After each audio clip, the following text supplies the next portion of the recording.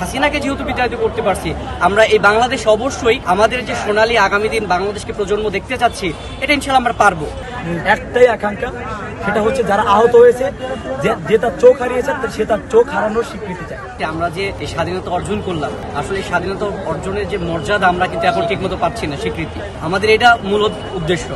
আমরা এসে ফ্যাসিস্ট হাসিনাকে বিতাড়িত করলাম সবাই মিলে, তবে আমাদের যে বৈষম্য ছাত্র বিরোধী আন্দোলন যেটা করেছে, তাদের যে একটা স্বীকৃতি, এটা আমরা চাই। এটা হচ্ছে আমাদের মূল দাবি।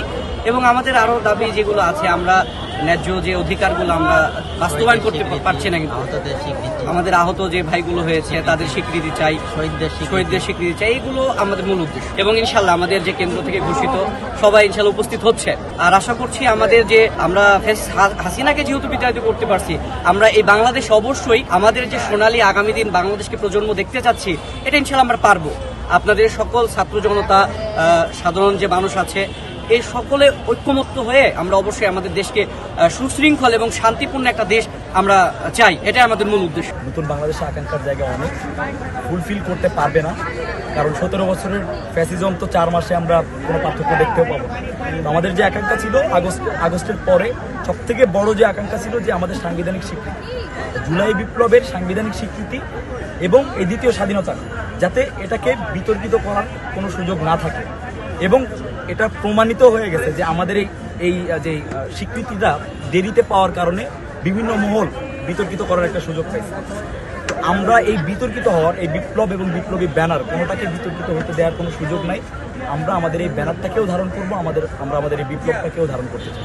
এই জন্য রাজশাহী না শুধু, বিভিন্ন অনেক দূর দূরান্ত থেকে এসেছে, আমাদের পার্বত্য চট্টগ্রাম থেকে এসেছে, আমাদের আহত ভাইয়েরা এসেছে, শহীদ পরিবার থেকে এসেছে। একটাই আকাঙ্ক্ষা, সেটা হচ্ছে যারা আহত হয়েছে, যে তার চোখ হারিয়েছে সে তার চোখ হারানোর স্বীকৃতি চায়।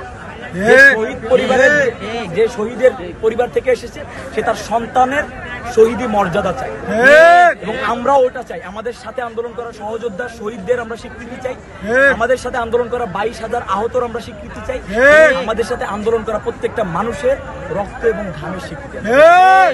যেই রকম অত্যাচার দরকার উনি করেছিলেন, তো আমরা চাই সেই সব ফ্যাসিস্টদের এখন যারা বাংলাদেশে রয়েছে তাদের দৃষ্টান্তমূলক শাস্তি আমরা দাবি করছি।